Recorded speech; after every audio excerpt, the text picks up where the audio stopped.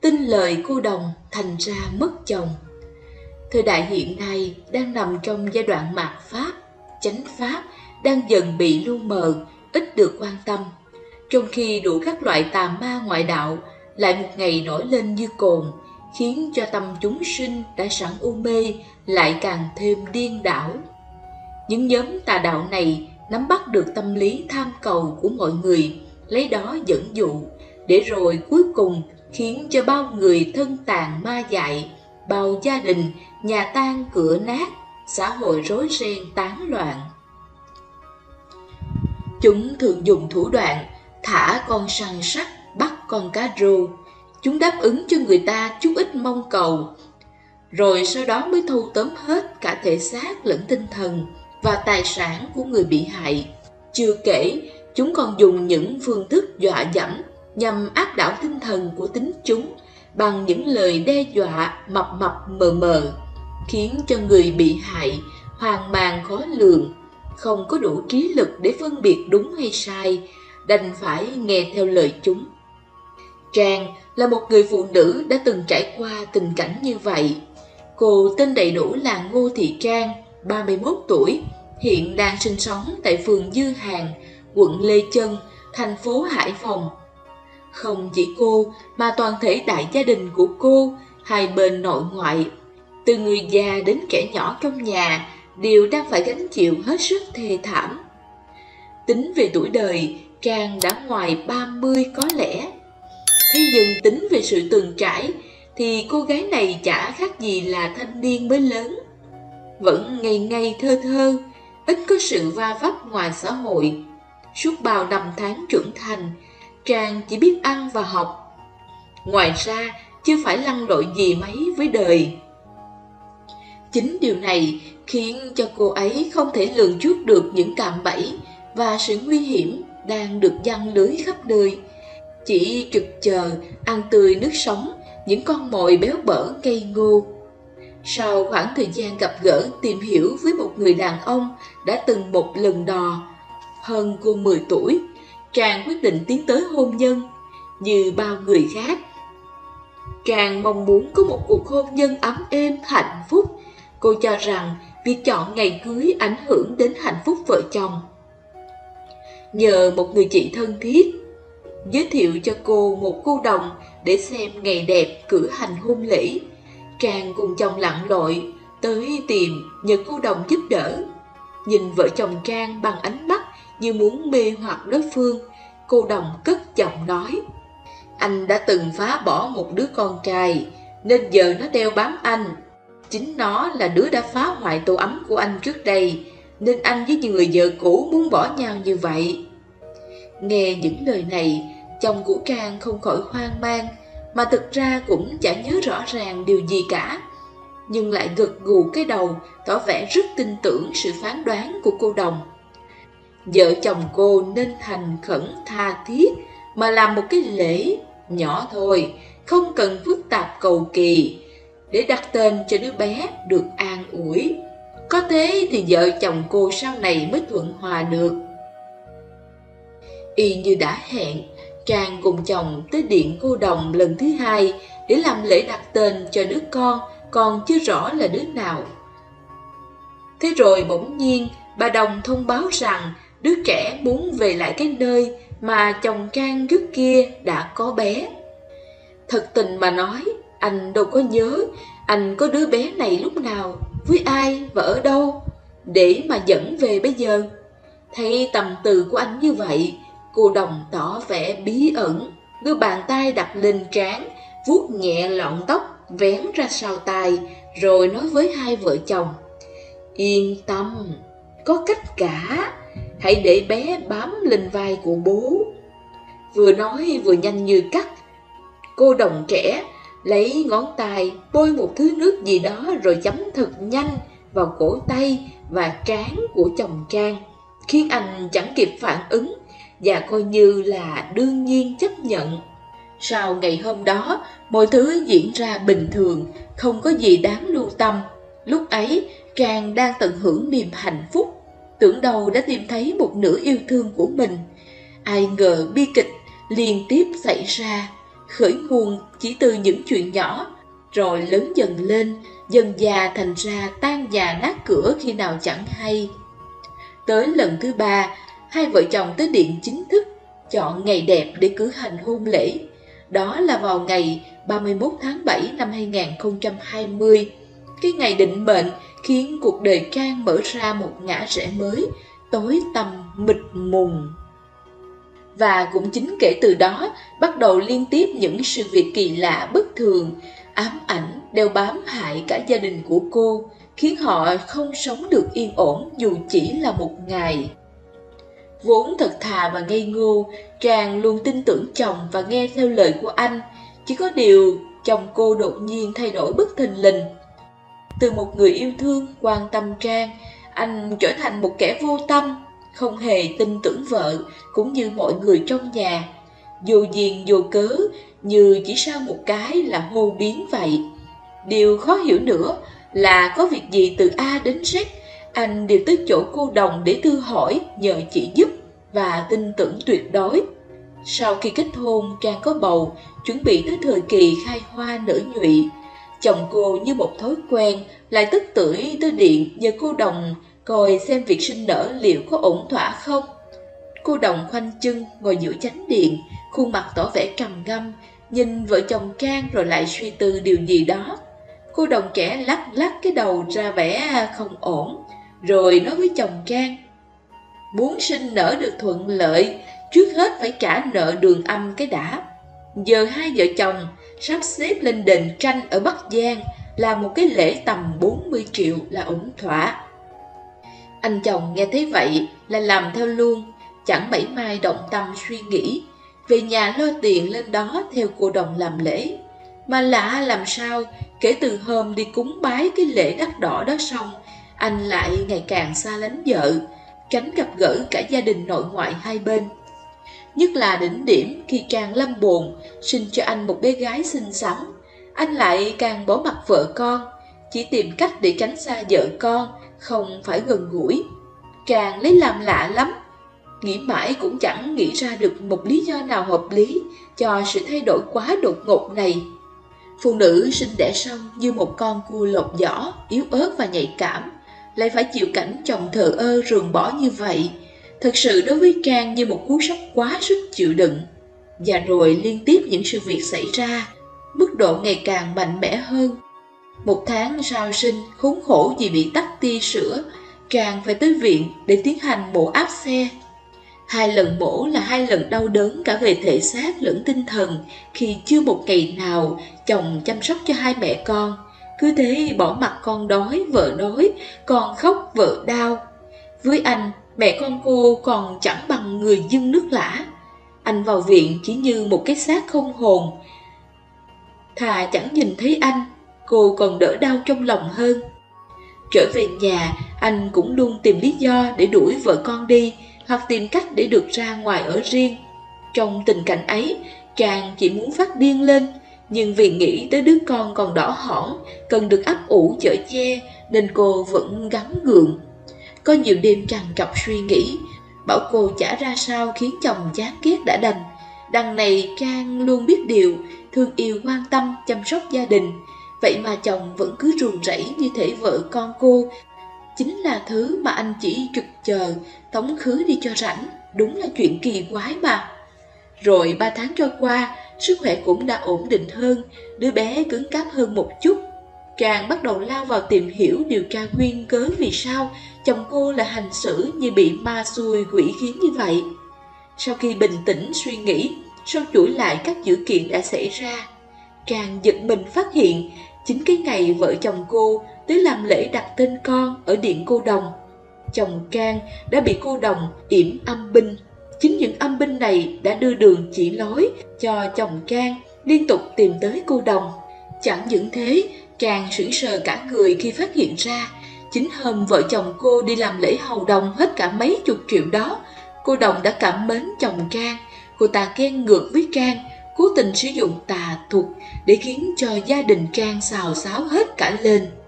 Vì bị yểm âm binh nên chồng Trang đột nhiên sợ ánh sáng, sợ nắng, không dám ra khỏi nhà. Tới chốn đông người thì sợ hãi, trốn chui trốn lủi. Mắt anh ta lúc nào cũng đỏ ngầu, lông sòng sọc, chẳng khác nào mắt quỷ. Mỗi khi đêm về thì hai quầng mắt đen xì, lấm la lấm lét như mắt ma. Mỗi lần anh dùng đôi mắt ấy nhìn Trang khiến cô thất thần, hoảng hồn sợ hãi. Anh tính tình trở nên thất thường, mỗi khi gần gũi vợ là lại lên cơn phát điên. Cứ hôm nào tình hình ổn ổn, hai vợ chồng ở cạnh nhau thì y rằng đêm đến đứa con gái mới sinh bị hành hạ. Mà người hành hạ đứa bé chẳng phải ai xa lạ, lại chính là bố đẻ của bé. Chẳng hiểu cô Đồng đã dùng tà thuật gì hay điều khiển âm binh như thế nào mà vô hình xui khiến chính bố đẻ của đứa bé tự dưng đánh con, làm cho bé đau đớn quằn quại, vật vã bất thường. Khi anh tỉnh lại, anh không đánh đứa bé nữa. Trang mới hỏi chồng thì phát hiện ra chính anh cũng không biết mình vừa đánh con, còn cho rằng Trang nói như vậy đúng là bị điên.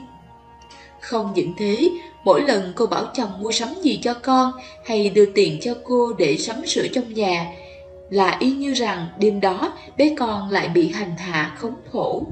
Mỗi lần như vậy, Trang xót xa đau khổ vô cùng mà chẳng biết phải làm như thế nào để hóa giải tình trạng này. Cô cầu cứu những người thân, mong tìm được cách giải quyết, nhưng chẳng ai biết để hướng dẫn cho cô.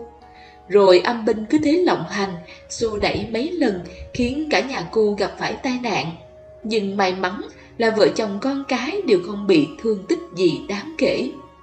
Đau lòng hơn nữa, chính Trang còn bị đổ tội là yểm bùi cho chồng mình, khiến anh ta điên điên khùng khùng, ngày đêm hành động kỳ quái. Chưa dừng lại tại đó, mọi chuyện nghiêm trọng tới mức ảnh hưởng đến gia đình bên nội bên ngoại. Mỗi lần Trang đưa con về thăm nhà nội thì cả gia đình bị âm binh sai sử, hành hạ em bé. Kể cả mẹ con cô về thăm nhà ngoại cũng bị tình trạng y chang không khác. Mỗi lần chồng Trang hay người thân hai bên gia đình hành hạ đứa bé đều nhìn vào mắt bé chằm chằm.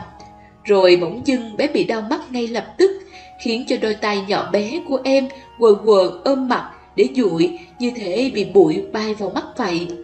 Bạn bè Trang cũng dần né tránh, vì mỗi lần tới nhà Trang là bạn bè cô cũng bất ngờ nóng tính và nổi điên một cách vô cớ. Như vậy đó, chỉ vì một ý nghĩ đi xem ngày đẹp mà khiến cho cả đại gia đình phải chịu cảnh điên dại tán loạn. Mọi chuyện xảy ra cứ như trong một bộ phim. Chẳng bao giờ Trang nghĩ được những điều này có thể xảy ra với gia đình mình. Trang bị dồn vào bước đường cùng, đi đâu cũng không được, làm gì cũng không xong. Gần con thì phải xa chồng, gần chồng thì con bị hành hạ, thật là oái âm. Hiện giờ vợ chồng cô đã ly thân, Trang và em bé tìm thuê một căn nhà khác để ở cho được yên ổn. Bao nhiêu sự việc vừa xảy ra đã khiến Trang cạn kiệt năng lượng. Cô bắt đầu nhận thức được tất cả đều xuất phát từ ác nghiệp của cô mà chưa cảm ra. Cô bắt đầu biết sám hối và tụng chú đại bi. Cô mong được trả hết nghiệp xấu đời này, sớm ngày gia đình được bình an đoàn tụ với nhau. Tuy bén duyên với tà đạo, nhưng bản thân Trang cũng có nhân duyên với chánh pháp. Trang biết tới và thực hành nghi thức sám hối oan gia do tác giả Quang Tử biên soạn, kết hợp trì danh hiệu Ngài Địa Tạng Vương Bồ Tát một thời gian, thành khẩn và vô cùng tha thiết. Tới một hôm, trời tờ mờ sáng, trong giấc mộng, Trang được các đức Phật, Bồ Tát gia hộ cho biết tiền kiếp của mình. Thấy trong mộng, nhưng cảnh tượng và cảm xúc của cô hết sức rõ ràng, chân thật, không hề giống với những giấc mơ bình thường khác. Đó là vào một kiếp xa xưa đã lâu lắm rồi. Kiếp đó, Trang là phu nhân của một người đàn ông giàu có, làm quan trong vùng. Chồng cô đi đánh giặc xa nhà, nên người phu nhân ở nhà với đám người hầu.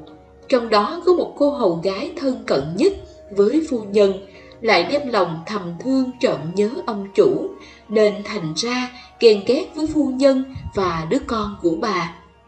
Mỗi lần phu nhân đưa con cho cô hầu gái trông, là mỗi lần cô hầu gái lại hại đứa bé phải chịu đau đớn. Nhiều lần biết cô hầu đánh con mình, nhưng vì lòng vị tha bao dung, phu nhân vẫn bỏ qua. Thậm chí có lần phu nhân nhìn thấy cô hầu cho đứa bé còn đang đỏ hỏn nằm trên đống cát, mặc cho những người khác, hất cát vào đầy cả mặt và mắt của em bé, chẳng đói hoài. Tận mắt trông thấy cảnh tượng tàn nhẫn như thế, lại biết được cô hầu gái thân cận lâu nay đem lòng yêu thương chồng mình, khiến phu nhân không thể chấp nhận được nữa, khởi tâm sân hận cực độ, ngay lập tức giết chết cô hầu gái. Trang trong giấc mơ tiền kiếp cũng nhận ra cô hầu này chính là cô đồng ở kiếp hiện tại. Tới đó thì Trang tỉnh giấc với một câu trả lời rõ ràng cho tất cả những bi kịch mà gia đình cô đang phải gánh chịu. Chẳng còn gì là vô lý và bất công ở đây nữa, gieo nhân nào gặt quả nấy, nhân quả luôn công bằng như vậy. Do nhân duyên vợ chồng nhiều kiếp sâu đậm, tới kiếp này vợ chồng Trang lại tiếp nối sợi nhân duyên đó. Cô hầu gái cũng đem theo tâm tư của mình tới kiếp này, tiếp tục thầm thương trộm nhớ chồng Trang và tiếp tục ghen ghét Trang. Vì Trang đã can tâm giết hại cô hầu gái, nên kiếp này cô đồng đem theo sự oán hận trong tiềm thức, cam tâm dùng tà thuật hãm hại Trang khống khổ. Nhân quả luân hồi là như thế đó, oan oan tương báo không bao giờ dứt nếu chẳng có ai chịu quay đầu tỉnh ngộ. Thời mạt Pháp này có một vấn nạn mà từ xưa Đức Phật đã tiên đoán, đó là sự hoành hành của tà đạo. Họ lợi dụng thần thánh, cõi vô hình và tâm niệm tham sân si của chúng sinh để lừa gạt, trục lợi, dẫn dắt con người ta xa rời chánh pháp, lầm lạc vào tà ma ngoại đạo, khi nào chẳng hay. Rốt cuộc cũng là do tâm tham sân si của con người mà chưa cảm, như mong nhiều tiền, làm ít mà hưởng thật nhiều, hoặc muốn chiếm hữu tình cảm, cưỡng ép tình ái, hoặc để tranh đoạt, hãm hại nhau, hoặc nhẹ dạ cả tin, nhắm mắt làm theo những xúi dục của người khác, trong khi chưa hiểu vấn đề như thế nào. Nếu trong tâm không có tham sân si, thì tà ma không thể tác động được gì tới ta. Vì vậy, cần quan sát tâm mình thật kỹ, phát hiện ra và kiểm soát tâm ý, không để tham sân si có dịp tung hoành. Vì khi chúng tung hoành, tức là chúng ta đang mời gọi tà ma ngoại đạo có cơ hội tới gần mình hơn. Kiểm soát tâm ý không phải là việc gì dễ dàng, nhưng chúng ta cần phải có ý thức cố gắng dần dần, mỗi ngày đều kiểm soát và điều chỉnh ý niệm từ tham sân si chuyển thành từ bi hỷ xả. Thậm chí ngay cả những đệ tử Phật vẫn có thể bị lạc đường theo tà pháp, không hề hay biết. Thời đại ngày nay, nhiều Phật tử miệng nói tu hành cầu giải thoát, nhưng tâm thực chất lại ham thích những thứ thần thông cảm ứng, cầu tiền tài danh vọng nhiều hơn. Những thứ này thiên ma, tà ma, ngoại đạo cũng có năng lực để thu hút dẫn dụ, khiến chúng ta lầm tưởng là chánh pháp mà đi theo chúng. Nếu chúng ta tu hành chỉ có tâm cầu giải thoát, thành Phật độ sinh, thì ngoại đạo không thể nào dẫn dụ được, vì chúng không có năng lực giúp ta giải thoát. Chúng chỉ có năng lực giữ ta trong luân hồi lâu hơn mà thôi. Chỉ có chánh pháp của Phật mới đưa chúng ta ra khỏi vòng quay sinh tử nghiệt ngã, đạt tới giải thoát niết bàn an vui. Chúng sinh nói chung và Phật tử nói riêng cần tỉnh táo để ý tránh xa những ma lưới này. Thai nhi báo thù cho mẹ. Chị hỏi thật, mày đi phụ đám tang nhiều như vậy, thấy ma bao giờ chưa? Bất chợt chị Nhung nhìn thẳng vào mắt tôi và hỏi. Nãy giờ ngồi trong quán, hai chị em tán dóc nhăn cuội, tự dưng chị đổi đề tài. Vốn nhóm chúng tôi hay tham gia những việc thiện nguyện, phụ giúp những gia đình neo đơn, có người thân qua đời không lo nổi ma chay. Nghe chị hỏi tôi đáp luôn. Em mong còn không gặp đây, người ta có về thì về gặp người thân của họ, chứ gặp em làm gì? Vừa phì phèo điếu thuốc, chị hỏi tiếp. Vậy mày có tin là có ma không? Tin chứ, chả có gì là không thể cả. Chị nhấp một ngụm cà phê, rít thêm một hơi thuốc, có vẻ để lấy thêm tinh thần, rồi chị hạ giọng nói với tôi. Để chị kể chuyện cuộc đời chị cho mày nghe. Đó là vết sẹo lúc nào cũng đau đớn nhức nhói trong lòng chị. Chị Nhung lớn hơn tôi 7-8 tuổi, đến giờ vẫn cô đơn lẻ bóng. Nghe nhóm đi từ thiện ở đâu là hăng hái đi liền. Tôi thì nhỏ nhất trong nhóm thiện nguyện. Đa số là các cô các chú đã lớn tuổi, thì mấy anh chị cũng đều lớn hơn tôi. Vì chung một nhóm bao nhiêu lần đi làm từ thiện với nhau, nên tôi quen biết chị, rồi ngày càng thân nhau hơn, như là chị em trong nhà vậy. Chị bắt đầu kể: đời chị là một chuỗi đau khổ nối đuôi nhau em ạ. Có lẽ chị được sinh ra kiếp này là để trả nghiệp, đền tội cho quả báo kiếp trước vậy. Gia đình chị người Việt gốc Hoa. Năm 1975, khi chị mới sinh ra được mấy tháng, thì ba mẹ chị vượt biên, gửi chị cho một bà dì họ. Hàng tháng ba mẹ gửi tiền về cho bà dì nuôi chị. Chị không biết ba mẹ gửi về bao nhiêu, nhưng chị sống rất khổ, ngày ngày đều là cơm chan nước mắt. Gia đình họ, người này thay phiên người kia mắng chửi, đánh đập chị mỗi lúc họ buồn, họ hết tiền. Chị biết thân biết phận nên rất ngoan, rất giỏi phụ giúp mọi việc. Trong nhà có một bà chị họ lớn hơn chị 2 tuổi. Chỉ riêng bà ấy thường đứng ra bảo vệ chị mỗi lần chị bị ăn hiếp, thế nên hai chị em rất thân nhau. Năm đó chị lên lớp 9, một hôm chị ấy bảo: hôm nay là sinh nhật chị, mày mặc đồ thật đẹp, tối chị về chở mày đi chơi. Chị cũng háo hức lắm, vì chả mấy khi chị được ra ngoài đường chơi. Tối hôm đó cả đám ăn uống xong, rủ nhau đi karaoke hát hò, rồi lại rủ nhau đi khách sạn. Chị nào có biết gì, người ta chở đi đâu thì chị đi đó thôi. Vào trong khách sạn, cả đám bài bồ đá hàng trắng ra hít. Có đứa rủ chị hít, cái này thì chị biết, chị từ chối thẳng. Chị chỉ ngồi uống nước và nhìn họ phê thuốc với nhau. Chẳng hiểu sao, chị bỗng thấy buồn ngủ kinh khủng. Thế rồi chị ngủ tiếp đi lúc nào không hay. Sáng dậy chị thấy toàn thân mình đau nhức, người không một mảnh vải che thân. Nhìn quanh là đám bạn của chị họ đang còn ngủ la liệt. Hiểu ngay ra số phận của mình, chị đau đớn ôm thân mình ngồi khóc tức tưởi. Sau đó bà chị họ kia chở chị về nhà. Trước khi về không quên hăm dọa chị một trận, dặn là không được nói cho ai biết, bằng không sẽ bị đánh, bị đuổi học. Khi ấy chị còn nhỏ dại, chị sợ, rất sợ bị đuổi học, vì chỉ lúc đi học chị mới có cái cớ ra khỏi nhà, như nhà tù, nhà ngục ấy. Thế nên chị cũng đành ngậm đắng nuốt cay mà im lặng. Từ ngày đó, chị cũng trở nên bất cần, cứng đầu, cứng cổ. Chị như muốn nổi loạn. Trước người ta đánh chị còn van xin, này mặc kệ, muốn đánh bao nhiêu thì đánh. Chị cứ trơ ra. Cuối năm lớp 9 cũng là thời gian ba mẹ chị về lại Việt Nam. Chị được ba mẹ đón về nhà. Không bao lâu sau, ba mẹ chị cũng phát hiện ra cái bụng con gái mình to một cách thất thường. Mẹ chị dẫn chị vào bệnh viện Từ Vũ khám. Bác sĩ cho biết thai được 20 tuần tuổi rồi. Và rồi chị bị đánh một trận thê thảm, bị chửi là đồ hư hỏng. Ba mẹ vặn hỏi chị, cha đứa trẻ là ai? Đến nước này, chị cũng chẳng cần giấu giếm gì cả, vừa khóc vừa tuôn hết mọi chuyện ra. Lập tức bà chị họ kia bị nắm đầu lại, hỏi đầu đuôi cho ra nhẽ. Lúc này chị mới đau đớn nhận ra, người chị họ mà chị yêu thương tin tưởng, người mà lúc nào cũng bảo vệ chị, lại chính là người hại chị thê thảm nhất. Hóa ra bồ chị ta dọa chia tay. Chẳng biết vì sao chị ta lại lụy tình đến vậy, van xin đủ kiểu để hắn đừng bỏ chị ta. Thế là tên nham hiểm ấy vẽ ra một kế hoạch bẩn thỉu, đòi chị ta đáp ứng. Ấy vậy mà bà chị họ kia cũng đồng ý.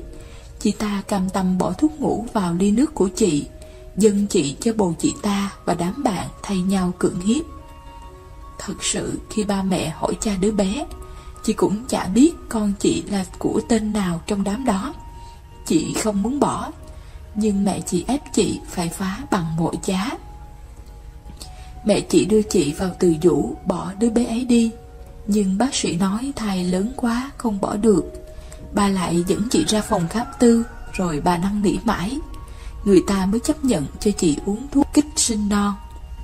Chị vừa tuổi vừa đau, nhưng mẹ ép quá nên phải vâng lời. Đau quằn quại 2 ngày trời, chị mới sinh ra một cái thai nam đã tím tái. mọi chuyện cũng dần chìm vào quên lãng. 3 năm sau, chị học lớp 12, kinh tế gia đình trở nên sa sút. Ngày ba mẹ chị mới trở về Việt Nam, kinh tế rất vững, có thể nói là dòng số 1 số 2 trong cộng đồng người Hoa chỗ chị ở.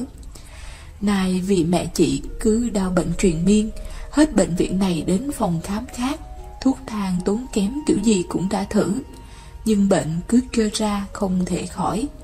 Hết tiền, ba mẹ chị bán cả đất cả nhà, bán hết tài sản để mẹ chị ra nước ngoài chữa trị, rồi cũng không thấy bệnh tình thuyên giảm chút nào.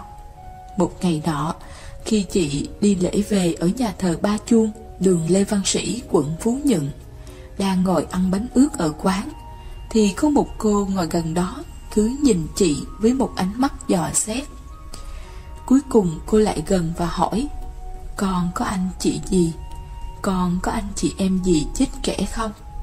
Chị trả lời: "Không cô ạ, con là con một." Cô ấy bảo: "Vậy thì chị phải đi qua quận 3, nhà cô đó, địa chỉ đó, nhờ người ta gọi hồn xem sao." Vì cô ấy thấy cô vòng đứa bé cứ đi theo sau chị. Chị cũng bán tính bán nghi, nhưng tính tò mò nên cũng đi thử một chuyến xem sao. Đến nơi, sau khi đủ thứ các nghi lễ gọi hồn, gọi mãi một lúc sau, cô kia tự nhiên rùng mình, rồi khóc oe oe như trẻ con, rồi vừa miếu máu vừa kể lể: "Con thương mẹ lắm, nhưng con ghét bà ngoại không cho con ra đời gặp mẹ." Nghe đến đây, bao nhiêu tuổi hờn chuyện năm ấy ùa về. Tự nhiên chị cũng òa khóc lên. Đứa bé cứ thút thít khóc, giọng nói ngọng nghịu, không được tròn vành rõ tiếng. Nó kể lúc người ta lôi nó ra, họ lấy cái kìm kẹp đúng vào miệng, rồi lôi nó ra làm nó bị rách miệng. Rồi nó kể nó tìm về bà ngoại, người khi xưa quyết đòi giết nó để báo thù. Ngày thì nó cưỡi lên đầu nắm tóc bà ngoại, ghì xuống mà đạp mà hành. Đêm thì nó quấy phá không cho bà ngoại ngủ. Đó là lý do vì sao mẹ chị đau đầu quằn quại, đau cổ nhức vai, mất ngủ, mà khám thì lại không biết ra bệnh gì, đến mức tán gia bại sản vì chữa chạy cũng không thể khỏi. Nó còn bảo: "Con trả thù cho mẹ rồi đấy. Đứa hại mẹ, con cho nó treo cổ chết tươi rồi." Chị giật nảy mình, không biết nó nói thật hay chỉ là đứa con nít nói đùa.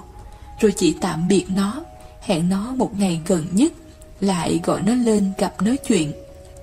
Về nhà, chuyện nó nói làm chị đứng ngồi không yên. Chị liền tìm đến nhà bà dì để hỏi thăm. Chị hận họ thấu xương, nên không muốn nghe một chút tin tức gì của họ nữa. Kể từ ngày mẹ chị đón chị về nhà, chưa một lần chị quay lại căn nhà ám ảnh ấy nữa. Chị hỏi ra mới biết, đúng thật, ba chị họ đã treo cổ tự tử, chết cũng được mấy tháng rồi. Chị lập tức về nhà kể lại cho mẹ chị nghe. Mẹ chị cũng bán tính bán nghi, gia đình theo đạo Công giáo, nên không tin những chuyện kiểu như thế này. Nhưng trước những chứng cứ sờ sờ, cũng đồng ý theo chị đi gọi hồn. Sau khi nghi lễ như lần trước, thằng bé nhập lên vào người ta.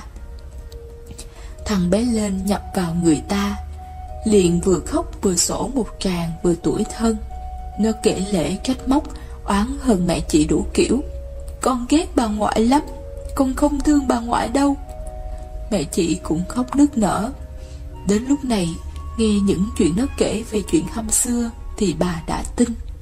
Bà van xin thằng bé: "Xin con hãy hiểu cho ngoại, lúc đó mẹ con còn nhỏ quá, nó mới học lớp 9, tương lai của nó sẽ ra sao? Bà ngoại cũng là bất đắc dĩ mới phải làm như vậy. Xin con nếu thương mẹ thì hãy hiểu và thông cảm cho ngoại." Mẹ chị phải hứa là rước nó về, đem lên nhà thờ đàng hoàng, nó mới chịu tha thứ cho.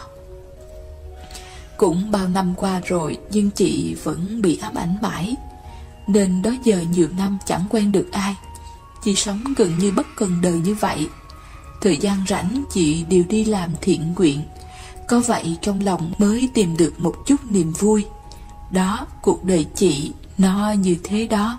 Tôi lặng người nghe hết câu chuyện của chị, tâm can như thắt lại, không nói được lời nào. Chị rít một hơi thuốc lá rồi nhìn ra xa, từ từ nhả ra những sợi khói xám xịt, xám như cuộc đời. Quả báo tà dâm. Cổ ngữ có câu, làm việc phải theo thiên đạo. Họ cho rằng người tham háo sắc dục, ý niệm, hành vi bất chính không chỉ làm tổn hại đến danh tiết và bản tính thiện lương của bản thân, mà còn trái với thiên lý, nên phải chịu sự trừng phạt. Câu chuyện về người đàn ông tham háo sắc dục dưới đây là một ví dụ. Trước đây có một vị thư sinh tên là Lý Sinh, vô cùng chăm chỉ đọc sách, giỏi viết văn. Trên đường đến kinh thành dự thi, anh ta quyết định nghỉ lại qua đêm ở một nhà trọ bên đường. Đêm trước, người chủ quán trọ vốn nằm mộng gặp thổ địa, và thổ địa nói với ông ta rằng ngày mai sẽ có một vị tên là Lý Sinh đến nghỉ ở quán trọ của ông.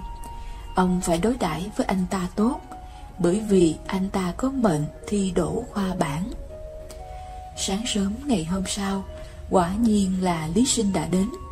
Ông chủ quán trọ ân cần chiêu đãi đồ ăn ngon và còn cung cấp xe ngựa cho anh ta đi.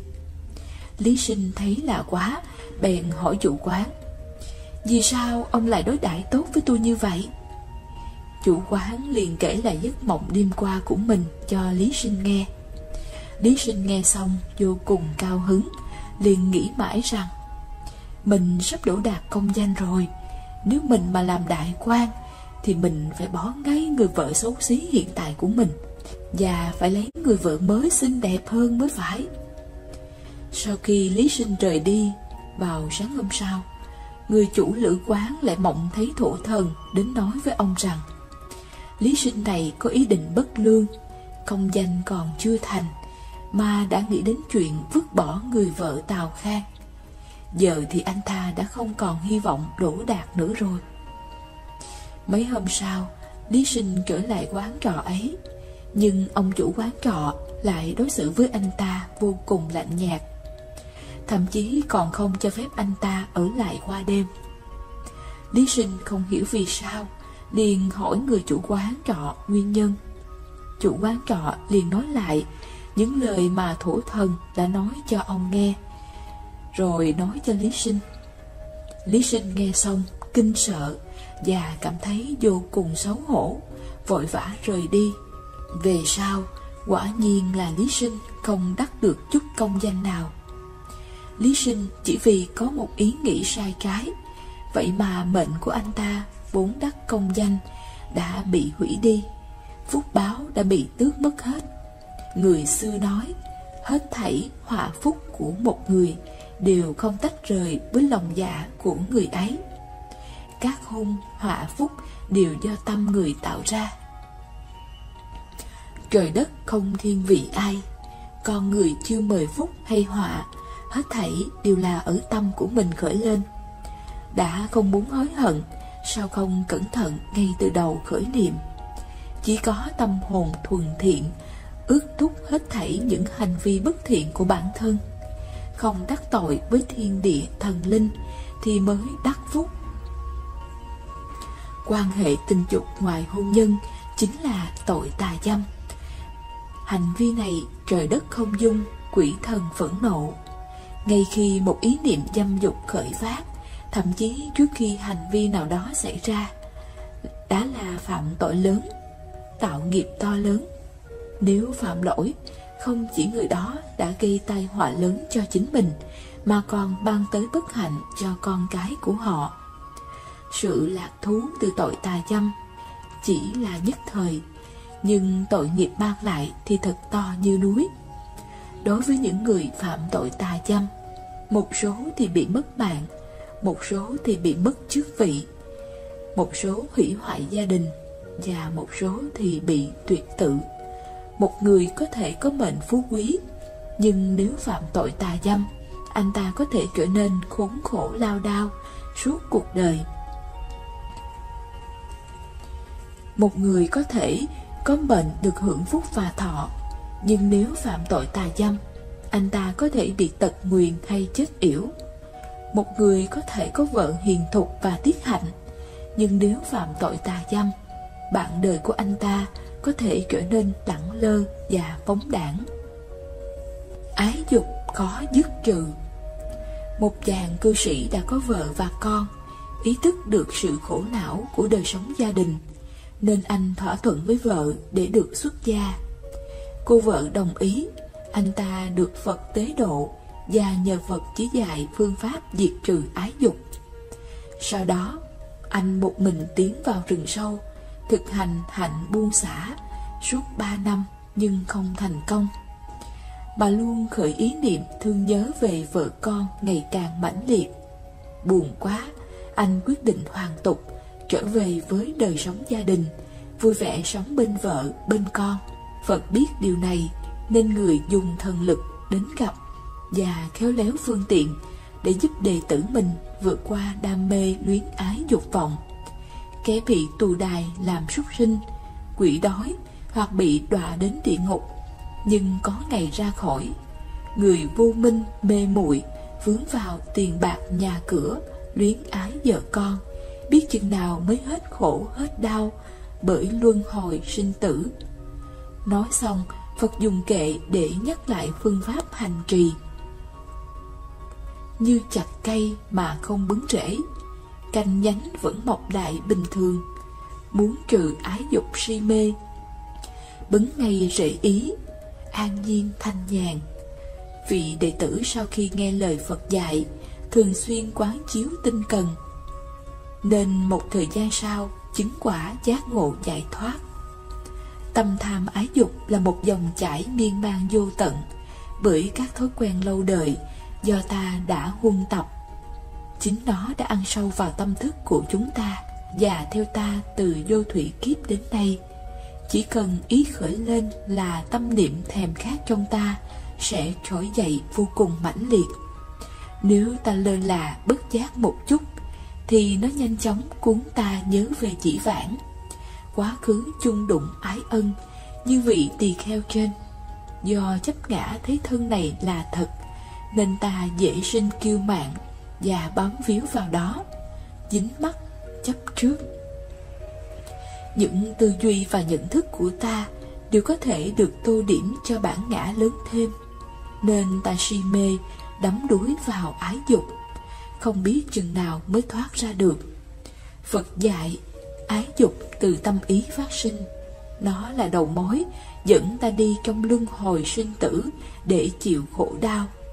Muốn dứt trừ nó cũng không khó, chỉ cần ta chịu khó buông xả từng ý niệm khi nó phát sinh.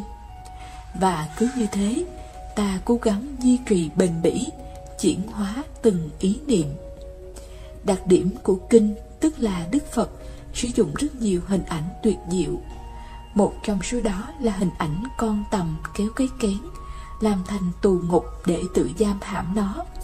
Trong một bản dịch khác đã dùng hình ảnh con nhện với cái lưới của nó. Tuy nhiên, cả hai hình ảnh đều cùng diễn tả một hành động của kẻ thiếu trí tuệ, đó là tự giam mình trong tù ngục của dâm dục. Cái nhà tù do chính họ tự tạo ra mà không phải ai khác. Người trí thì có khả năng chấm dứt và buông bỏ, không đái hoài tới sát dục, nên có thể diệt trừ được tất cả khổ nạn. Khi Phật còn tại thế, nhiều vị tỳ kheo đã chứng quả A-la-hán nhờ quán về đề mục. Thân này gồm có 32 phần thể trước trong cơ thể. Nhờ quán như vậy nên ta bớt tham đắm vào sắc thân ô uế. Do đó ta không si mê, dính mắc, không đắm vào sắc dục. Tham đắm vào ái dục, chính ta tham muốn ái dục nên chấp trước, bám víu vào đó mà làm khổ đau cho nhau. Không một ai có thể phủ nhận sự hiện hữu của đau khổ trên cõi đời này. Đau khổ mà con người phải gánh chịu ngày hôm nay là hậu quả do chúng ta đã làm những nghiệp bất thiện trong quá khứ. Chính lòng ham muốn ái dục là động cơ thúc đẩy ta hành động tạo nghiệp từ thân, miệng, ý. Cũng chính ái dục thúc đẩy con người luyến ái, bám víu và dai dẳng theo đuổi sự sống. Lòng khát khao ham muốn ấy lôi cuốn con người từ kiếp sống này đến kiếp sống khác, không có ngày thôi dứt. Kẻ có tâm ý buông lỏng, khi nhìn vào một người khác phái, sẽ cho đó là một cái gì tinh khiết, nên ham muốn thèm khát ái dục. Họ không biết rằng sự tăng trưởng lớn mạnh của ái ân sẽ đem tới nhiều hệ lụy khổ đau ràng buộc, giống như người phạm tội bị giam cầm trong lao ngục. Những ai biết vâng theo lời Phật dạy, thực tập chánh niệm tỉnh giác, sẽ có khả năng thấy được người khác phái kia là bất tịnh, không trong sạch. Do đó, diệt trừ được tâm ham muốn, luyến ái, yêu thích, nên thoát khỏi tai ương của nhiều hệ lụy khổ đau. Ai bị chìm đắm và tự quấn mình trong chiếc lưới ái ân, tự che mình bằng chiếc dù ái dục, sẽ giống như con cá tự chui vào lưới, bị cái lưới ấy siết chặt, giam hãm, không có ngày thoát ra. Ai xa lìa được ham muốn dục vọng, không đi theo vết xe của ái ân, thì có thể vượt thoát ra ngoài chiếc lưới ràng buộc, vì đam mê dính mắc ái dục. Do đó, không còn bị bất cứ một cái gì làm hại được nữa. Khi Phật còn tại thế, gần thành xá vệ, có gia đình một ông trưởng rất giàu có, nhưng lại tham lam, bòn sẻn, keo kiệt, chẳng khi nào biết giúp đỡ một ai. Một hôm, ông ta thèm món thịt gà xé phai, mới bảo gia nhân bắt một con gà trống thiến, to béo mập mạp. Sau khi làm xong, ông cho người đóng kín cửa lại để vợ con ông cùng thưởng thức món ăn khoái khẩu này. Phật biết ông là người có duyên được độ, nên dùng thần thông đi thẳng vào nhà. Ông nhà giàu thấy thế liền quát tháo ầm ĩ lên: Sa môn tu hành gì mà chẳng biết xấu hổ gì cả, nhà của người ta mà tự nhiên đi vào chẳng thèm hỏi ai hết. Phật mới nói rằng: Tôi đi ăn xin đâu có gì là xấu hổ, ông mới là người đáng xấu hổ, ăn thịt cha mình mà không hay không biết. Ông nhà giàu tức quá mới nói: Cha tôi chết từ lâu, tại sao ngài dám nói bậy bạ như thế? Con gà mà ông đang ăn là cha ruột của ông đó. Vì si mê tham ái, luyến tiếc quá độ mà sinh lại làm gà, để cho ông và vợ con ông cùng làm thịt để ăn. Đến như vợ của ông bây giờ là mẹ của ông đời trước.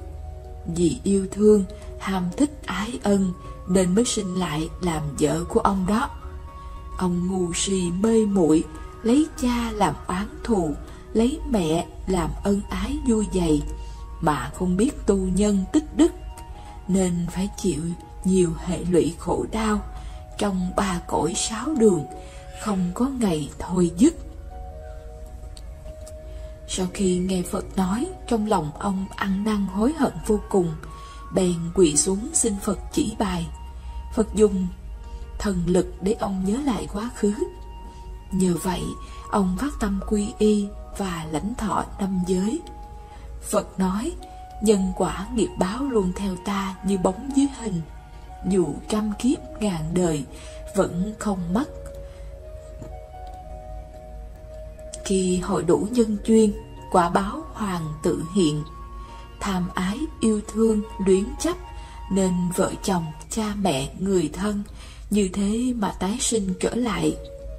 Có khi thì làm cha mẹ, khi thì làm vợ con, rồi cứ như thế mà ăn nuốt giết hại lẫn nhau từ đời này sang kiếp khác. Ông nhà giàu đó ăn thịt gà mà không biết mình đang ăn thịt cha của mình. Bởi ngày xưa, người cha vì thương yêu luyến ái đứa con trai nên bị sinh trở lại làm con gà trống thiến to béo mập mạp. Rồi người mẹ của ông cũng vậy, vì yêu thương luyến ái con, rốt cuộc sinh trở lại làm vợ của ông. Con người cứ như thế mà chịu khổ đau trong luân hồi sinh tử, từ đời này sang kiếp nọ mà không có ngày thôi dứt.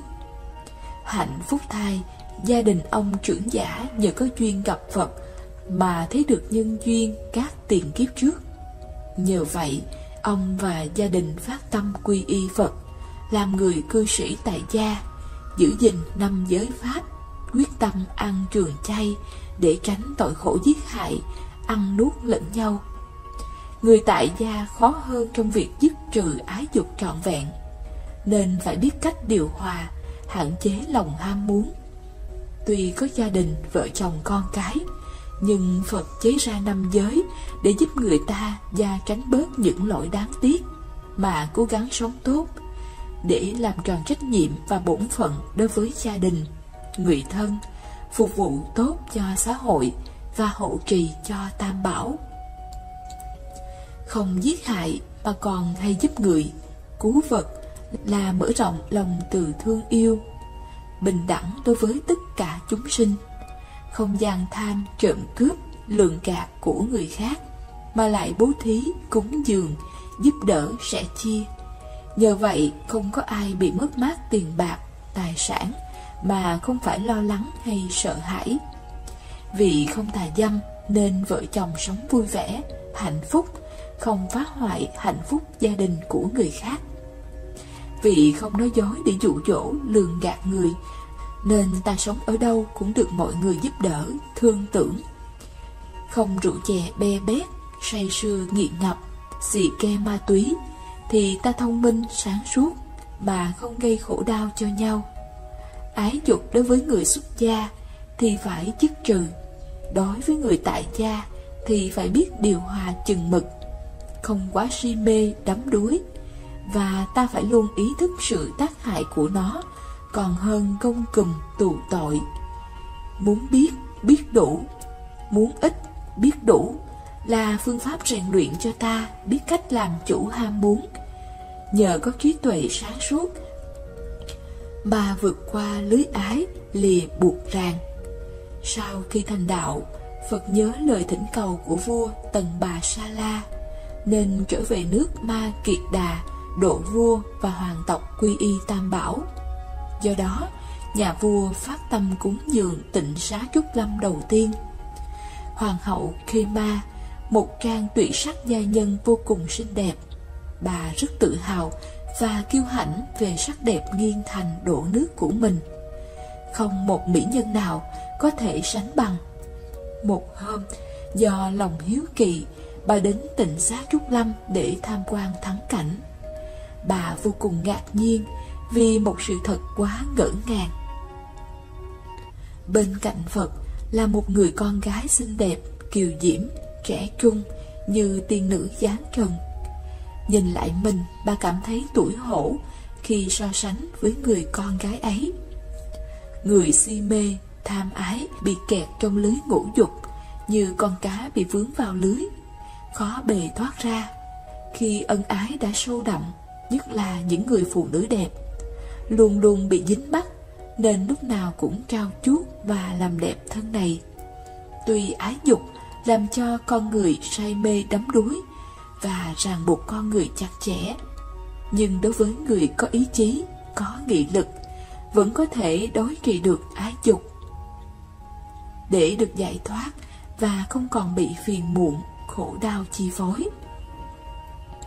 Hoàng hậu Khê Ma từ xưa nay chưa bao giờ thấy một người con gái nào xinh đẹp kiều diễm đến như thế. Bà cứ đắm đuối nhìn người con gái ấy mãi không chán. Đức Phật biết được tâm ý của bà, nên dùng thần lực làm cho bà nhìn thấy cô gái xinh đẹp duyên dáng, kiều diễm, trẻ trung, có sức hấp dẫn quyến rũ ấy bỗng dần già trở nên già cả xấu xí. Cuối cùng cô ta chỉ còn là một túi da bọc xương, trông thật ghê gớm. Qua đó bà bừng ngộ tỉnh ra rằng sắc đẹp thể chất, hình hài này là không thật có.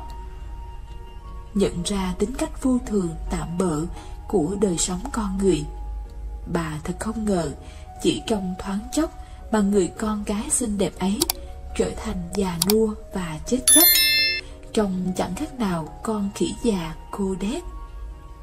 Sau thời Pháp, bà đến quỳ một bên, nhờ Phật khai thị nguyên lý vô thường, đổi thay của một con người. Phật nói: này hoàng hậu Khê-ma, chúng sinh trong thế gian do đam mê, tham muốn ái dục mà dòng sông tham ái phát sinh như giếng sâu không đáy. Tham được thì càng thêm tham, nên cố tình tìm cách nắm giữ. Ai làm mất mát đi thì sinh ra đau khổ. Nhưng nếu tham mà không được thì sinh ra nóng giận, hờn mát, ghen tuông, thù ghét, nên tìm cách hủy diệt lẫn nhau. Từ đó tâm si mê càng thêm dính mắc luyến ái vào đó, mà không có ngày vượt thoát ra khỏi, vì lưới ái càng ràng buộc hơn. Khi bài pháp kết thúc, hoàng hậu Khê-ma đã chứng quả dự lưu vào dòng thánh. Bà xin vua Tần Bà Sa La được xuất gia học đạo. Nhà vua là một Phật tử thuần thành, nên rất vui vẻ chấp nhận cho bà ngay. Sau đó Ni Khê-ma siêng năng tinh cần tu tập, không bao lâu sau đã chứng quả A-la-hán. Bà là một trong những trưởng lão ni xuất sắc nhất trong thời kỳ đó, để lại tiếng thơm muôn đời cho đến ngày hôm nay. Có người thắc mắc hỏi: vì sao bà xuất gia? Vì tôi đẹp nên tôi mới xuất gia chứ. Người con gái, hay còn gọi là phái đẹp, tức là người có nhan sắc mặn mà, dễ thương, tức là vẻ đẹp bề ngoài. Vẻ đẹp có thể quyến rũ và làm mê hoặc nhiều đấng mày râu. Người xuất gia phải thường xuyên quán chiếu, xem xét, để quán sinh trí tuệ, biết thấy biết đúng như thật. Vướng vào sắc đẹp làm cho ta luyến ái, sầu khổ, không ngày thôi dứt. Chúng ta thử đi vào thực tế cuộc đời. Từ quảng cáo, sách báo, phim ảnh đều tô son, điểm phấn cho cái đẹp của phụ nữ. Phụ nữ thích mang đồ trang sức và làm đẹp là thói quen từ bao đời kiếp nay. Nhờ vậy, các thẩm mỹ viện trang điểm sắc đẹp mọc lên như nấm. Sản phẩm làm đẹp cho phụ nữ và các đấng mày râu bán chạy như tôm tươi. Để thu hút đấng mày râu, các dịch vụ như quảng cáo, quán xá, nhà hàng, khách sạn, ăn uống, cà phê, giải khát đều phải tuyển phụ nữ trẻ đẹp để kích thích lòng tham muốn ái dục. Khoa giải phẫu thẩm mỹ cũng đang rất thịnh hành. Nhiều phụ nữ đến đó để bơm ngực, làm mặt cho trắng đẹp ra. Nhờ mọi phương tiện thiện xảo để thay đổi, bù đắp những chỗ ta cho là không được đẹp trên thân thể. Người nào cũng muốn trang điểm cho vẻ đẹp bên ngoài thêm hấp dẫn, nhất là phái nữ. Nhưng bên trong thì không có gì là đẹp. Đó gọi là cái thấy không chân lý. Bởi vì nó không có thật, mà ta cứ tưởng là thật, nên lúc nào ta cũng trao chuốt, tô điểm cho nó, vì sợ mọi người chê ta xấu. Đó là một lẽ thật mà ta cần phải thường xuyên thực tập, quán chiếu, xem xét về sự vô thường của thân này. Vô thường là một trong những phép quán quan trọng của đạo Phật. Chúng ta cần phải thực tập sâu sắc để chuyển hóa được ngục tù của ái dục. Hoàng hậu Khê-ma nghĩ mình là hoa hậu thời bấy giờ, nên rất tự hào hãnh diện về sắc đẹp nghiêng thành đổ nước của bà. Bà cho rằng toàn xứ Ấn Độ chưa chắc có người con gái nào xinh đẹp như bà. Bà vừa là vợ vua, vừa là một tràng tuyệt sắc giai nhân, sống một đời vương giả quyền quý cao sang. Ai lại không ham, không thích được như vậy? Ấy thế mà hôm nay chính mắt bà nhìn thấy một người con gái đẹp đến nỗi không có chỗ nào chê được.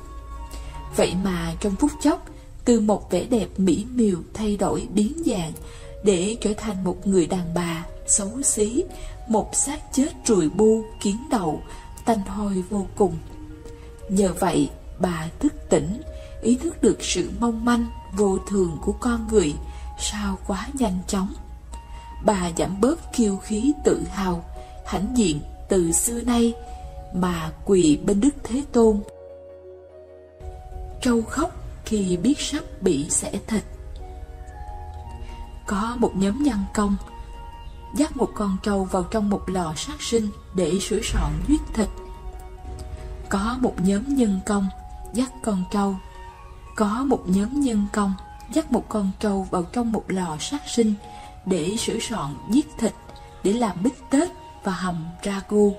Khi họ đi tới trước cửa lò thì con vật thình lình đứng khựng lại, không chịu tiến bước thêm nữa. Chú trâu quỳ xuống bằng hai chân trước và tuôn rơi nước mắt. Tại sao trước khi vào lò sát sinh mà một con trâu lại có thể hay biết rằng nó sắp bị xẻ thịt? Điều này tỏ ra nó có vẻ nhạy cảm hơn nhiều con người. Tài đồ tể Siêu Tát Nin kể lại chuyện đó một cách hoàn toàn xúc động. Khi tôi trông thấy một con vật dường như ngu đần mà lại biết khóc, cặp mắt của nó lộ đầy vẻ sợ hãi và buồn khổ, tôi bỗng rùng mình. Anh chàng kể tiếp, tôi vội vàng gọi mọi người tới coi, và tất cả đều ngạc nhiên như tôi. Chúng tôi cùng xúm vào để người thì đẩy, người thì lôi kéo chú trâu đi, nhưng nó không chịu nhúc nhích. Nó chỉ ngồi đó và tiếp tục khóc. Chủ lò sát sinh tên Billy Phong nói, con người luôn nghĩ rằng những con vật này không giống người, đâu biết khóc. Nhưng chú trâu này thì quả thật là đã khóc như một đứa trẻ nít. Vào lúc đó có ít nhất cả chục con người khỏe khoắn vạm vỡ hiện diện, nhưng tất cả đều mũi lòng khi thấy chú trâu khóc. Riêng những đồ tể thường có nhiệm vụ hàng ngày phải giết trâu bò trong những lò sát sinh đã xúc cảm hơn nữa, họ cũng nhỏ lệ. Khi các tài đồ tể từ các lò sát sinh khác nghe thấy tin này, họ cũng kéo nhau chạy tới xem. Tất cả đám đông đều rất ngạc nhiên vì những chuyện xảy ra trước mắt họ. 3 người đồ tể trong nhóm đó quá xúc động đến nỗi họ tuyên bố rằng kể từ lúc này, mỗi khi họ làm thịt các sinh vật khác, họ cũng sẽ không thể quên được nước mắt của chú trâu này. 3 người đồ tể trong nhóm đó quá xúc động đến nỗi họ tuyên bố rằng kể từ lúc này, mỗi khi họ phải làm thịt các sinh vật khác, họ cũng sẽ không thể quên hình ảnh nước mắt của chú trâu này. Kết thúc sẽ giải quyết như thế nào? Thấy cả trâu lẫn người đều nhỏ lệ, chúng ta biết rằng chú trâu sẽ không bị xẻ thịt nữa. Quả thật, một số người đã bỏ tiền mặt ra mua chú trâu đó, rồi gửi chú vào trong một ngôi chùa Phật giáo.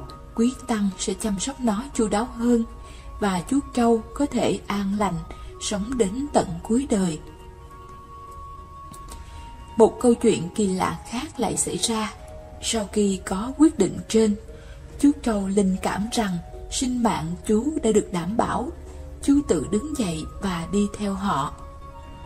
Siêu Tát Nin ngạc nhiên nói, tại sao một con trâu lại hiểu được những lời nói của con người? Dù bạn có tin hay không, nhưng chuyện lạ lùng này quả là có thật. Hiển nhiên chú trâu này đã làm lay chuyển cuộc sống của những nhân công làm việc trong lò sát sinh. Chuyện có thật, chú trâu quỳ gối rơi lệ cầu mong tha mạng. Tại trấn Trại Ký, huyện Phúc An, tỉnh Phúc Kiến, đội sản xuất dương thổ có một con trâu đực lớn. Biết mình sắp bị giết nên tuyệt vọng dùng ánh mắt cầu khẩn nhìn chăm chăm vào cậu bé chăn trâu, đồng thời khuỵu hai chân xuống van xin. Mọi người nhìn thấy con trâu như thế thì động lòng trắc ẩn, bèn bỏ tiền ra mua lại trâu, rồi đem phóng sinh đến chùa Chi Đề, Ninh Đức. Nhiều năm sau đó, trâu biết được mình sắp hết mệnh lìa đời, lại báo mộng cho cậu bé chăn trâu đến gặp lần cuối. Năm 1980, đội sản xuất dương thổ có một con trâu đực lớn tính tình gan bướng nóng nảy, không thích bị con người trói buộc, đến nỗi lỗ mũi trâu xỏ rồi, nó cũng làm đứt đoạn chính mũi mình ra. Người chủ cảm thấy chú trâu này vô dụng, thế là chuẩn bị bán nó cho nhà máy gia công thịt trâu bò Phúc Châu. Chú bé chăn trâu biết được việc này, cậu bé bèn đến nói với trâu: "Trâu ơi, người ta sắp đem trâu bán cho nhà máy thực phẩm giết lấy thịt. Sau này ta không gặp lại được trâu nữa rồi. Nghe xong mấy lời này, trâu lập tức quỳ xuống, nước mắt chảy ròng ròng. Lúc đó trâu dùng ánh mắt khẩn cầu tuyệt vọng, nhìn chằm chằm vào cậu bé chăn trâu, gật gật đầu hướng đến cậu bé như có ý bảo: hãy cứu tôi với, tôi không muốn bị giết.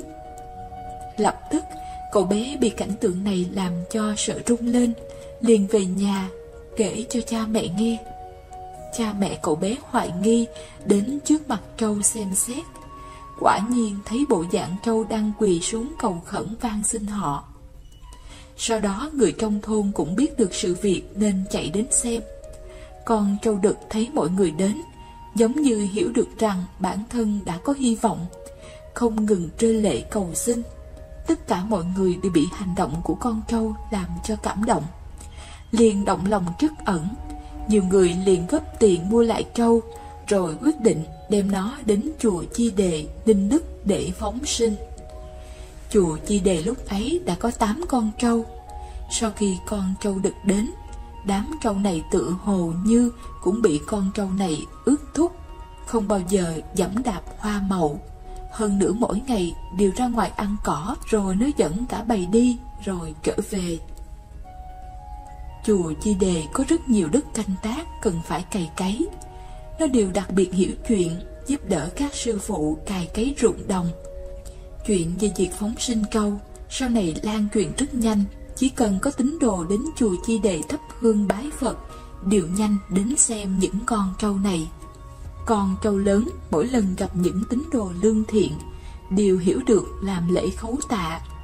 Riêng trâu cũng ngày càng được yêu thích nghe kinh lễ Phật ở chùa Chi Đề mỗi ngày. Từ đó khu Mân Đông cũng ít người ăn thịt trâu bò hơn. Một ngày tháng 9 năm 1993 âm lịch, lúc này trâu tự biết mình sắp sửa hết mệnh lìa đời, nên trâu báo mộng cho chú bé trăn trâu khi xưa, nói: mệnh của ta đã sắp tận rồi, hy vọng có thể gặp được cậu một lần cuối. Ngày hôm sau, chú bé chăn trâu suy nghĩ về giấc mộng đêm qua, quyết định đến chùa Chi Đề thăm trâu. Khi cậu đến chùa, lúc này trâu đã phát bệnh rồi. Chúng tăng trong chùa cũng đoán biết được, nên đã đào một cái huyệt cạnh tháp Hải Hội. Chú bé chăn trâu chứng kiến cảnh này, trong lòng vô cùng đau đớn. Thế là cậu quyết định ở lại chùa vài ngày. Quả nhiên, vào sáng sớm ngày 13 tháng 9 âm lịch, con trâu thoạt nhìn mệt không chịu nổi nữa, gắng sức đứng lên, đi đến cái huyệt bên cạnh tháp Hải Hội nằm xuống. Chúng tăng trong chùa tụ tập đầy đủ, thuyết pháp niệm kinh cho nó. Đến 10 giờ sáng thì nó vãng sinh. Sau đó chúng tăng trong chùa liền đắp mộ cho trâu. Cho đến nay ở chùa Hoa Nghiêm, núi Chi Đề, Ninh Đức, Phúc Kiến vẫn còn lưu giữ văn bia sự tích chân thật về việc phóng sinh trâu này. Giết heo và quả báo rợn người. Chuyện kể người thật việc thật từ Phật Pháp Nhiệm Màu. Kỳ 12 tháng 4 năm 2014. Cô Hồ Thị Quyến sống cùng gia đình ở một vùng quê yên ắng tỉnh Trà Vinh. Sống bằng nghề làm ruộng, cuộc sống khá khổ cực. Khi đến tuổi trưởng thành, cô kết hôn với một người cùng quê là anh Trần Văn Thuận. Hai người sống với nhau, có 2 con gái và 1 con trai. Cô mưu sinh bằng nghề bán heo. Mua bán heo vài năm kiếm được nhiều tiền khấm khá, nên hai vợ chồng cô kim luôn vừa mua heo vừa mổ thịt và bán tại chợ. Mọi thứ đều suôn sẻ, cho nên hai người mở luôn một lò sát sinh. Một phần giết mổ lấy thịt giao sĩ, một phần đem đến sạp tại chợ bán lẻ. Cuộc sống cứ như vậy được vài năm. Nghiệp báo đầu tiên xuất hiện, đó là lúc cô đang mang thai đứa bé gái. Cổ cô nổi một cục bú. Gia đình đưa cô lên Sài Gòn để mổ, mai cho cô là bú lành tính. Bấy giờ cô vẫn chưa hiểu gì về quả báo. Sau đó cô trở lại Trà Vinh, tiếp tục làm nghề mổ heo và bán. Cô lại có thai đứa bé trai và sinh khó phải mổ, sức khỏe càng lúc càng yếu. 3 tháng sau đó tự nhiên máu trong người cô đổ ra rất nhiều, như là bị băng huyết. Cô ngất xỉu nên người nhà phải đưa đi bệnh viện cấp cứu, tưởng chừng như không thể qua khỏi. Bác sĩ đã truyền máu và mổ cho cô lấy một khối u khác nữa, đem ra ngoài và mai vết thương lại. Trong khi con trai cô bệnh liên tục, 1 tháng thì bị động kinh 3-4 lần, sức khỏe không tốt. Kể từ thời gian này trở đi, gia đình cô luôn xảy ra chuyện. Vợ chồng bất hòa, con cái bệnh hoạn. Chồng cô có tiền thì sinh ra thói ăn chơi nhậu nhẹt, có nhiều đêm không về nhà, nên gánh nặng công việc và gia đình đổ dồn vào cô. Càng ngày tinh thần và thể xác cô càng lúc càng sa sút. Nhân duyên đầu tiên giúp cô biết đến về Phật Pháp là vào năm 2004. Cô đến chùa gần nhà thỉnh sư về tụng kinh, tẩn liệm cho tang lễ của mẹ cô. Sư cô thấy gia đình giết mổ heo như vậy nên mới hướng dẫn cho cô về việc không nên sát sanh hại vật trong tang lễ. Cô nghe qua mà hết hồn, vì cô sát hại tới 5 con heo để những người đến phụ đám được ăn, và cũng thể hiện sự có hiếu lần cuối với mẹ. Nhưng lại không ngờ lại là bất hiếu chứ không phải là có hiếu. Sư cô giải thích với cô rằng nếu giết mổ như vậy, người mất sẽ rất đau khổ, sẽ bị đầu thai làm kiếp súc sinh để trả nợ. Người sống cũng bị quả báo rất nặng.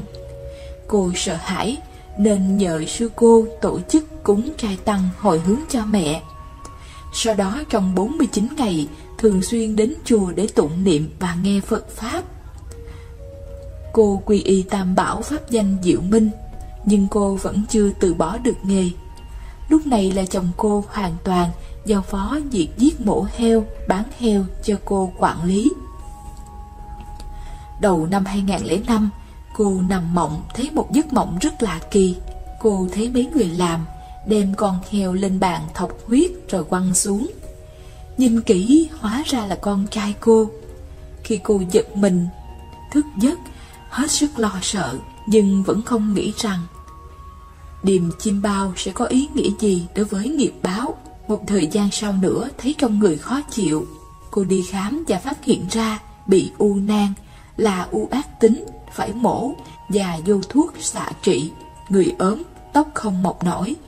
Do sức khỏe cô kém quá, lại thiếu máu trầm trọng, nên bác sĩ cho cô tạm về nhà nghỉ, dưỡng sức được 1 tuần rồi vào điều trị tiếp. Cô cứ hết bị mổ thiếu máu rồi tiếp tục bệnh, khối u lại mổ, cho nên hễ nghe đến từ mổ là cô lại khiếp vía. Trong lúc về nhà nghỉ dưỡng sức thì cô nằm mộng. Trong mộng cô thấy con heo to trong vườn nhà đang nuôi. Kể từ sau đám tang mẹ thì nhà cô lúc đó chỉ còn nuôi duy nhất một mình con heo này. Nó nói với cô rằng: "Con ơi, lại tấn mùng cho mẹ đi con, mũi cắn mẹ dữ lắm." Cô nghe rõ ràng tiếng mẹ cô thì mới đến gần con heo. Heo lại nói tiếp: "Tấn mùng cho mẹ đi con, bữa giờ không có mùng, mũi cắn mẹ quá con à, mẹ đã thành heo rồi." Cô sợ hãi giật mình tỉnh giấc. Lúc đó đã là 12 giờ đêm. Sáng hôm sau cô nói chồng chở cô lên vườn mà nuôi con heo. Cô vừa lên thấy con heo to đã đẻ được 6 con. Con heo nằm y hệt lúc cô nằm mộng. Cô đến vuốt ve heo niệm Phật mà rơi nước mắt. Chợt nghĩ đến đám tang sư cô nói, giết heo cúng tế thế này, người chết phải đầu thai làm heo để trả nợ. Cô hết sức đau lòng. Sáng hôm sau cô nói chồng cô trở lên vườn. Mấy hôm sau, trong lúc cô ngồi niệm Phật thì nghe cô con gái báo rằng con heo đã bỏ ăn và chết. Cô buồn bã, lo lắng, khủng hoảng, và chính yếu tố này đã giúp cô quyết định bỏ hẳn nghề làm heo. Sau đó cô lên Sài Gòn điều trị tiếp. Sự đau đớn và bệnh tật hành hạ. Có một bữa thay vì nằm trong phòng lưu bệnh thì cô xách giỏ đi lang thang tìm một ngôi chùa. Tự dưng có một cái gì đó vô tình đưa đẩy, cô bước vào một ngôi chùa ở quận 10, xin vào lại Phật. Cô vào gặp ngay thầy trụ trì. Không biết duyên cớ sao cô kể hết cuộc đời mình cho thầy nghe. Thầy bảo, con có thấy gieo nhân nào gặp quả ấy hay không? Chỉ đến khi bị ung thư đau đớn, mổ xẻ liên tục, trên la mới biết nỗi khổ đau của chúng sanh hàng ngày bị con hành hạ giết chóc. Nghiệp báo đến không thể trách ai, tự mình làm thì tự mình chịu, làm khổ lây đến con cái, ảnh hưởng hạnh phúc gia đình. Khi con giết con vật nó đau đớn cùng cực, con sợ chết, nó cũng sợ chết vậy. Nó oán hận tràn ngập và thần thức của nó cứ lãng vãng xung quanh con chờ báo oán. Chỉ có tu hành niệm Phật, ăn chay, phóng sanh hồi hướng cho các chúng sanh thì mai ra có chút lợi ích. Nghe thầy giảng chi tiết, cô bắt đầu hiểu rõ lý do tại sao mình bị bệnh ung thư. Vì sao con cái mình thường bị ốm đau bệnh tật, gia đình không hạnh phúc. Cô bắt đầu chấp nhận quả báo và không rên la nữa như những bạn bệnh cùng phòng nữa, mà lo chăm chỉ niệm Phật. Khoảng thời gian vô thuốc, người nóng nảy, bứt rứt, rất đau khổ. Nhưng hiểu rồi, nên cô nghe lời thầy dạy, cố niệm Phật nhiều hơn. Sau đó bác sĩ lại cho cô về nhà dưỡng tiếp. Lần này cô thường qua ngôi chùa cô quy y lúc mẹ cô mất để tụng kinh. Duyên đưa đến cô gặp quyển kinh Nhân Quả Ba Đời. Tự dưng đọc đến trang 26, thấy có kể những con heo. Nó kể cho một vị tăng nghe rằng người ta giết nó làm thịt, đâm trói làm nó đau đớn, uất hận, rên la, van xin như thế nào. Cô khóc và mang về cho cả gia đình mình xem. Trước khi lên bàn mổ lần thứ 5, cô khấn Quan Thế Âm Bồ Tát giúp cô có cơ hội quay lại để trở lại làm một con người tốt, không sát sanh hại vật, lo tinh tấn tu hành, lấy công đức để hồi hướng cho những chúng sanh từng bị cô giết hại. Sau khi vô đủ toa thuốc lần thứ 8, về nhà, từ đó cô quyết định ăn chay trường, từ bỏ việc giết chóc chúng sanh, tinh tấn tu hành niệm Phật. Từ khi bỏ hẳn nghề làm heo và lo tinh tấn tu hành, tâm cô không còn lo sợ, không gặp ác mộng. Chồng cô hồi trước ngang tàn thì bây giờ lại chuyển đổi đi chùa, tụng kinh niệm Phật, giúp đỡ người khác. Đầu năm 2007, trên mũi cô nổi lên một mụn đau nhức to dần. Cô lên bệnh viện Hòa Hảo xét nghiệm thì được báo là nang. Bác sĩ cho uống thuốc 15 ngày, lên mổ lấy nang ra. Cô nghe nói nang là thấy mệt rồi, nhưng đã tu hành, hiểu quả báo, nên chấp nhận mà về nhà niệm Phật. Mỗi lần niệm, cô đều lấy tay vuốt vuốt cái nang đó. Cô xem quyển niệm Phật chuyển hóa tế bào ung thư của Pháp Sư Đạo Chứng. Chưa đầy 15 ngày sau, có một buổi sáng 4 giờ, cô dạy công phu niệm Phật thì không nhìn thấy cái nang trên mũi nữa. Sự nhiệm màu Phật Pháp này đã làm chuyển hóa cả gia đình cô. Cả nhà đều đã quy y Tam Bảo, tu hành niệm Phật, thân tâm bình an, cuộc sống ổn định. Cô có đôi lời nhắn nhủ đến những người đang làm những nghề nghiệp sát sinh, hại vật. Xin chân thành sám hối những tội lỗi đã gây ra cho nhiều chúng sanh. Xin mọi người hãy chuyển nghề khác, đừng làm những nghề sát hại đến chúng sinh. Không chỉ có hại cho bản thân mình, mà còn cho những người thân bên cạnh mình nữa. Nhân quả không sai đâu các vị. Báo ứng của kẻ ngoại tình. Hiểu Mỹ là một nữ doanh nghiệp xinh đẹp, giàu sang, thành đạt. Nàng cùng chồng là An Vĩ sống hạnh phúc với 2 con, một trai một gái. Chúng thông minh, ngoan ngoãn, ai cũng khen. Đây là đôi uyên ương lý tưởng. Nhưng chính nhan sắc, thành công và sự duyên dáng của Hiểu Mỹ đã khiến nàng phạm phải sai lầm, tự phá tan mái ấm của mình. Trong một lần đi công tác, Hiểu Mỹ gặp và quen anh chàng họ Điền. Hai bên nhất kiến chung tình, tức là vừa nhìn đã yêu, cảm thấy vô cùng ý hợp tâm đầu, luyến ái ngày càng sâu đậm. Họ đắm chìm trong lưới tình, thương nhau mê mệt, yêu đến chết đi sống lại.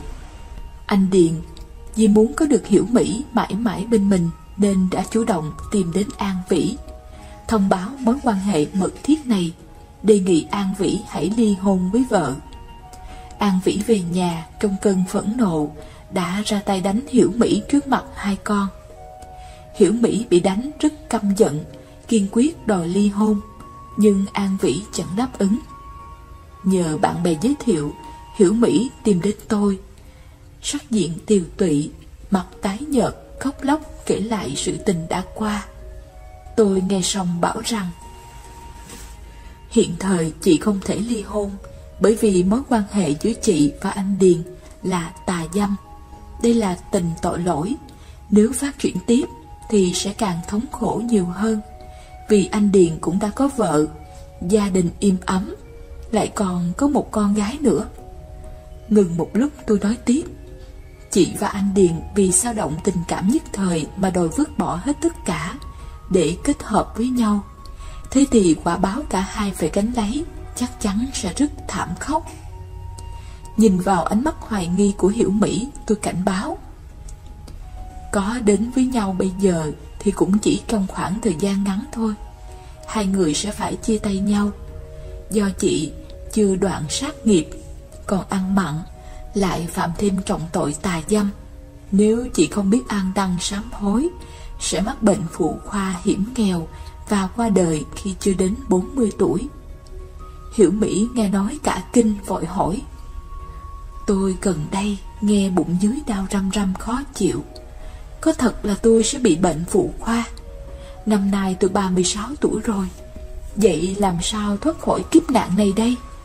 Chị hãy quay về với chồng, dốc hết sức chu toàn bổn phận làm mẹ, làm vợ. Hãy chăm sóc chồng con chu đáo, và phải đoạn tuyệt hẳn, không được gian díu với anh Điền nữa. Kể từ hôm nay, chị phải tụng 49 bộ kinh Địa Tạng, lo ăn chay, phóng sinh, nghiêm trì ngũ giới, siêng học Phật tu hành. Hiểu Mỹ nghe xong gật đầu nói. Tối về nhà tôi sẽ làm y như lời cô dạy. Nửa tháng sau, Hiểu Mỹ mặt mày hồng hào tươi tắn đến thăm chúng tôi. Vừa gặp, tôi đã nắm tay, cô đã nắm tay tôi nói. Hiện tại tôi đã cắt đứt, không gặp anh Điền nữa. Chị nhớ kiên trì tụng kinh hồi hướng, dứt ác hành thiện, trì giới tu hành, xem như đổi mới cuộc đời lại hết kể từ đây. 2 tháng sau, cuộc sống Hiểu Mỹ đã chuyển tốt. Hàng ngày chị tụng kinh, sám hối những sai lầm trước đây và âm thầm hành thiện tích đức. Không những thế, cả nhà chị đã bắt đầu ăn chay, học Phật. Cuộc sống gia đình trở nên hạnh phúc, ấm êm. Nhờ vậy các con an khỏe, trưởng thành thăng tiến. Phần anh Điền, với đầu không cam tâm bỏ cuộc, không chịu rời xa Hiểu Mỹ.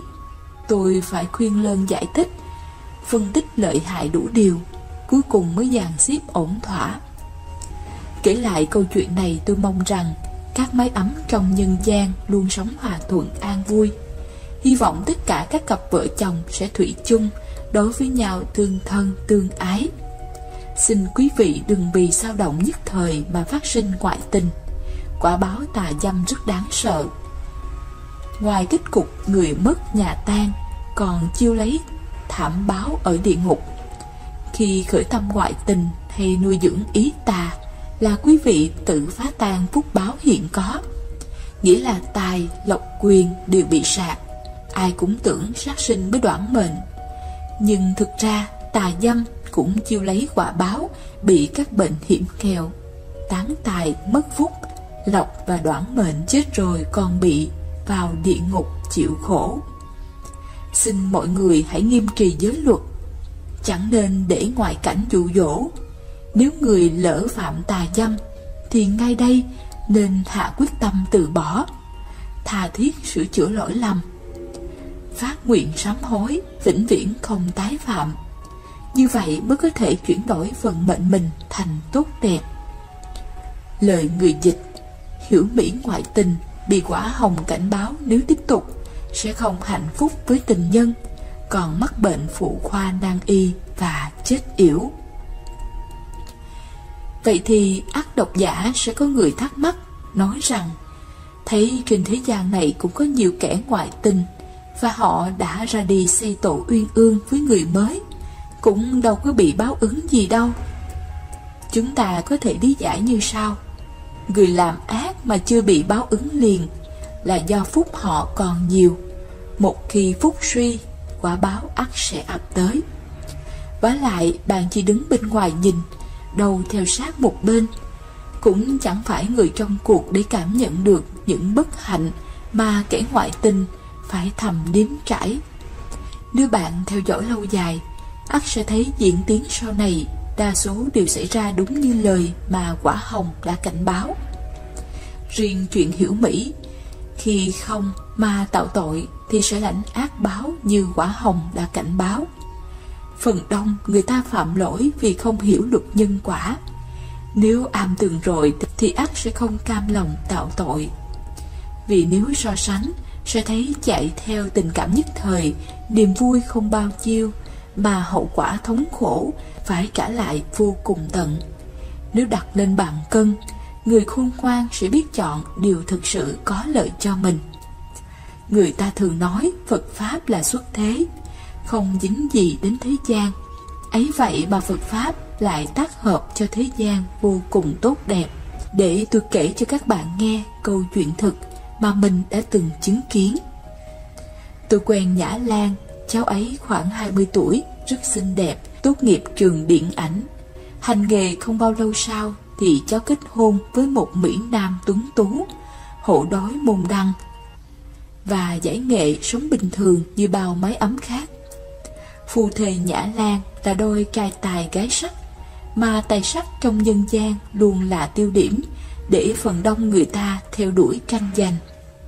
Do vậy mà hôn nhân của Nhã Lan nằm bên bờ vực tan vỡ, vì ai cũng có người theo đuổi. Nếu cả hai vợ chồng cùng không chung thủy thì chuyện chia tay là đương nhiên. Có lần Nhã Lan gọi điện thoại cho tôi, cô tấm tức khóc kể: "Cô ơi, con không muốn sống nữa, chắc con chết quá." Vừa nghe cháu than tôi hiểu ngay, trong đời người ta thường đau khổ vì sự nghiệp, danh vọng, tình cảm bất như ý.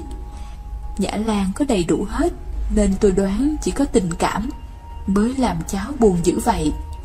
Ất là do Đức Lan Quân có nhiều cô theo đuổi nên đã khiến cháu sầu khổ. Vì vậy tôi bảo, kiểm lại xem trong đời con đã từng làm khổ ai chưa. Dạ có, rất nhiều lắm. Vậy thì xem như con đang trả quả đi. Đếm lại khổ đau để thông cảm với những người đã từng bị con làm khổ. Lúc ấy tôi rất bận, do phải tiếp 2 cuộc điện thoại bất ngờ và quan trọng cùng lúc, nên không kịp nói gì nhiều với Nhã Lan. Mà cháu đang buồn nên cũng không muốn nói năng chi nhiều. Sau đó cháu kể cho tôi nghe, lúc đó đang rất muốn tự tử, nhưng câu nói "xem như con đang trả quả đi" của tôi đã làm cháu bừng tỉnh và quyết tâm vượt qua đau khổ. Sau đó 2 vợ chồng cháu được một cao tăng hướng dẫn. Trước tôn tượng Phật, họ tuyên thệ sám hối mọi lỗi xưa, nguyện sống chung thủy, nghiêm trì ngũ giới, tu theo Phật Pháp. Kể từ khi phát thệ xong, cả 2 vợ chồng đều sống hạnh phúc. Nhờ tuân thủ giới Phật nên ra ngoài họ chẳng để mắt tới người nào, sống tuyệt đối chung thủy, tin tưởng nhau và không bao giờ nói dối. Hiện tại Nhã Lan sống rất im ấm. Cháu từng tâm sự với tôi: con không mơ giàu sang danh vọng hay bất cứ thứ gì khác. Sống an phận như vậy là hạnh phúc lắm rồi. Ngày ngày tự kiểm lỗi của mình để không phạm sai. Càng hành trì theo Phật Pháp, tụi con càng hạnh phúc. Nhờ vậy mà vợ chồng tin nhau tuyệt đối. Ai mà nói xấu con là ảnh bên liền, ai mà nói xấu ảnh là con cũng bên. Vì biết đôi bên đều lo giữ giới, không dám tạo tội phạm lỗi nữa. chẳng còn ai lo ai ngoại tình. Chẳng ai thèm canh ai, vì đã có giới pháp của Phật bảo vệ mình rồi. Tụi con cứ thế mà sống, cứ thế mà tích đức tạo phúc, gieo nhân an ổn từ đời này mãi đến đời sau. Nghe cháu nói mà vui, ai bảo Phật Pháp không đem lại hạnh phúc cho người thế gian chứ.